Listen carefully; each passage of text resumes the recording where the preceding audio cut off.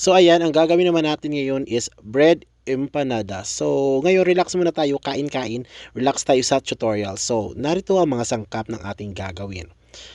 Ground beef, breadcrumbs, salt and pepper, flour, red onions, garlic, carrots, potatoes, and oil. So hello guys, today's video is magluluto tayo ng empanadang bread with a twist. So mga ingredients natin is ito. Ito siya. Ground beef, soy sauce, ayan. Chopped onion, chopped garlic, ayan. Spring onion, ayan. Salt, pepper, para mas healthy tayo, so diced carrots and patatas. So, ayan. And then para sa ating main later, ito yung bread. At saka ito yung egg. Breadcrumbs. And we have flour. Ayan. Pero hindi ko uubusin yan guys ha. So, first natin ang gagawin is pagsama-samahin natin ang ating ground beef. Dito. Dito siya.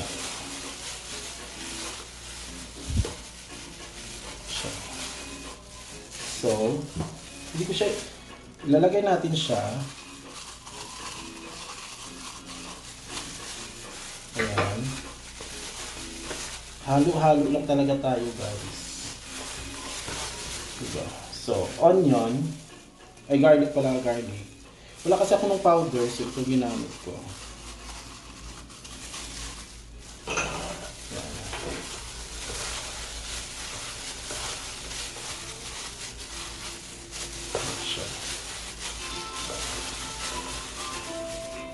Then, a little bit of salt and pepper para na magkalasa.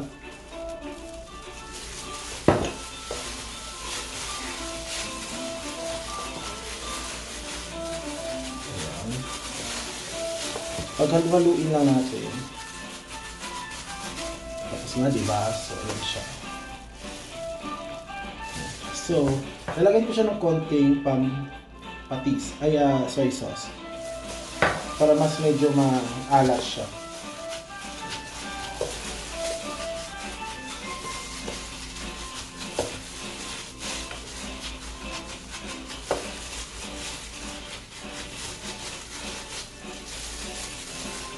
Konti pa. Nasa sa inyo guys ha, kung anong gusto nyong alat. Kasi sa akin, gusto ko siya medyo may, ano lang siya, katamtaman. Or medyo may maalat na konti. Iubos ko na to. Actually na, ano ko nito. So, ayan. So, i-mix-mix lang natin. So, ilalagay na natin ang mga gulay. So, kunting gulay lang. Napagamit kasi ako. So, ayan.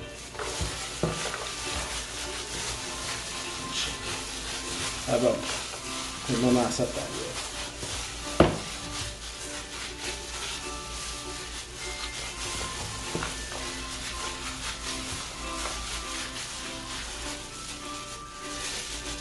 Para hindi po tayo gumagawa ng ano natin, tawag nito, patty. Bubulong muna to, kapag hindi ko nakabolyo. So, papalit ako ng gloves kasi masyado na siya sticky.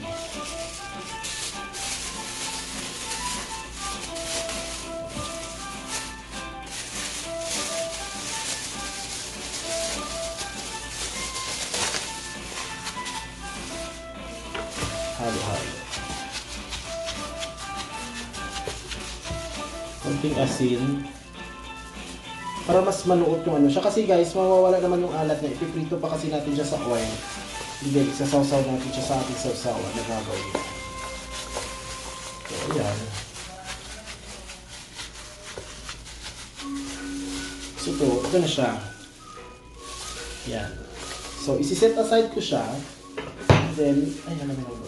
And then, may naka-ready tayong bread. So, ito na. Ito yung mga bread. So, anong gagawin ko sa bread? So, mag-slice tayo ng gilid niya.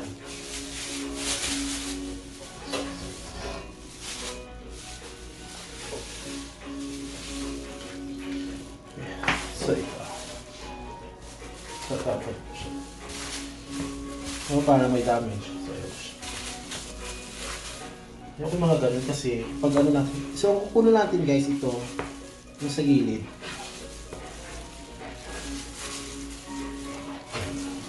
So, ito. Kunin lang natin yan.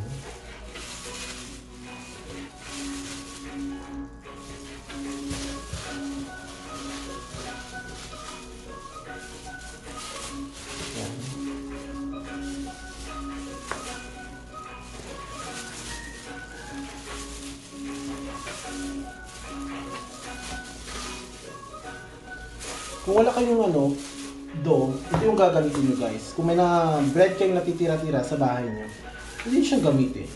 At least diba, mas makakatipid kayo. And then, itatry na natin siyang i-flat.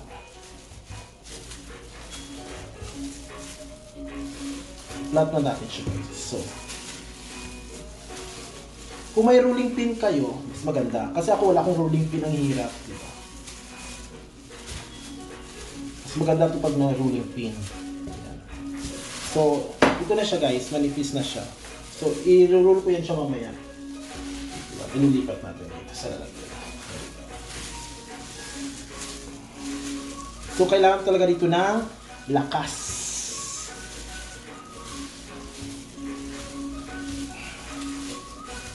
So, kasi wala akong rolling pin. Ito na lang. So, yung lakas ng parang nung unang kayo nagkakilala ng kajowa mo. Tapos, niloko ka na.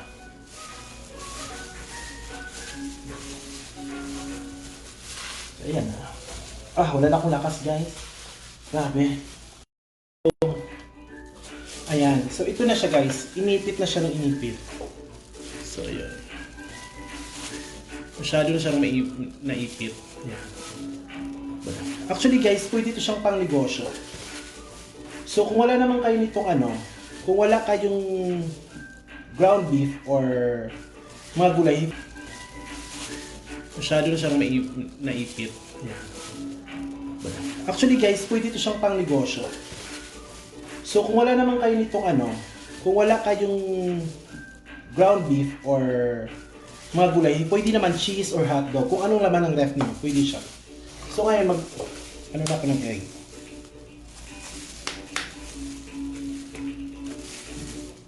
Magka-crush ako ng egg. Depende sa inyo guys ha. Ay sorry. Pwede naman nyo ilagay para milk, fresh milk or basta fresh milk or ibang milk. Sa akin kasi gusto ko egg para talaga siya, mag-hold. Para yung relasyon nyo kung paano siya nag-hold sa'yo. Diba? So ito na egg. So, ito na yung mga natin kanina. Wala ko malagay ng flour. So dito ko ilalagay muna sa gilid to. Kasi naman to, waste materials. Ayan. So kada yun. So naman tayo ng flour. Ayan.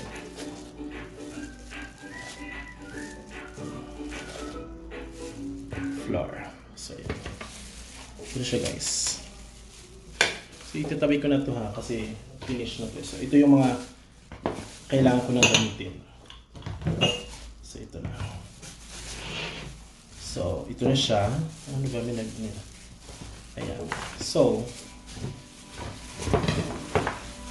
ito na tayo. Bread. Ba't ko sige na. Guys, depende ha kung anong gusto nyong dami. Kasi baka hindi kayanin ng bread ninyo mag-give up. Katulad ng pag-give up ng boyfriend mo. So, ayan. So, i-close na natin siya using this. Pero feeling ko kulang pa siya, so dagdagan natin. Mas masarap siya eh.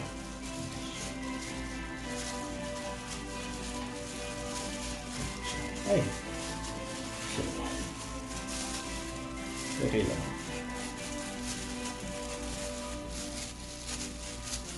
So, ganyan na siya guys. Ganyan ang outcome niya. So, ang gagawin ko is ibababad ko siya sa egg first. Tapos wait, ito siya. Ibababad. I-ano talaga natin siya. E-egg. E-egg. And then yan. And then ilalagay na natin sa flour. Yung flour ito na.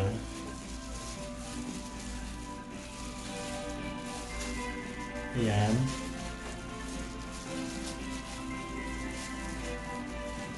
And then balik doon, egg ulit para malagyan natin siya ng breadings. So, diba? Mukha palang ano na interesting. So, ito ng breadcrumbs. So, yan. Nasa sa inyo guys ha, kung anong gusto nyong setup. Yan.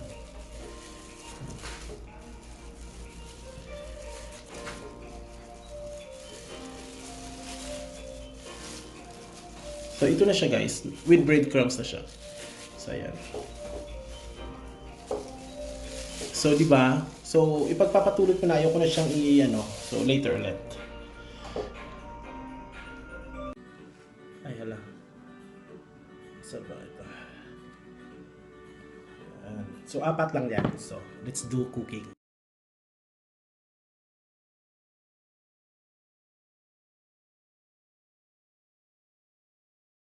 Guys, magluluto na tayo. So, papainitin na natin siya. So, di pa masyadong mainit. So, dapat, ano lang yung ano natin, apoy natin. Hindi siya masyadong malakas. Hindi din siya masyadong katamtaman lang para hindi maano. So, luto yung sa labas at saka sa loob. So, excited na ba kayo guys matikman ang ating empanada with a twist? So, watch out later. So, ayan na guys. Sana perfect to siya mamaya. I'm so excited. So, sa mga mamis dyan na gustong magnegosyo, actually pwede nyo siya. Actually, negosyo to ng mama ko sa Jensen. So, itong isang ganito, pero yung nilalagay kasi namin is cheese at saka hotdog. So, isang ganito is 5 pesos. So, di ba? Lalo na ngayon sa mga mamis na nasa bahay lang, so pwede natin siyang gawing pang negosyo. Pang meryenda, di ba? So, watch out later guys sa pagkaluto. Guys, ito na yung finished product natin. Suka, ayan. So, ayan. So, ayan guys, ang sarap. Manghang ah.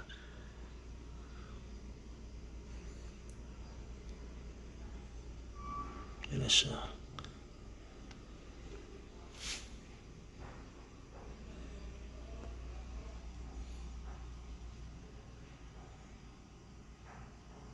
So, ngayon, tikiman time. So, kung perfect ba talaga siya. Oh my goodness. Look at guys, how juicy. Aroma perfect. Ito siya guys. Yan. Lutong-luto siya guys. Yan. Balance yung pagkaluto niya. Yan. Yan. Isang bang lights. Yan. Yan. See? So, juicy siya. So, let's eat.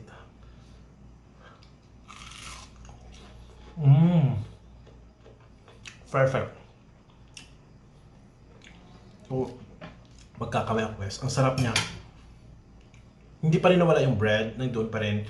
Yung lasa ng bread nandoon. Yung crispiness ng breadcrumbs nandoon. Yung juiciness ng, juiciness ng beef nandoon. Sarap.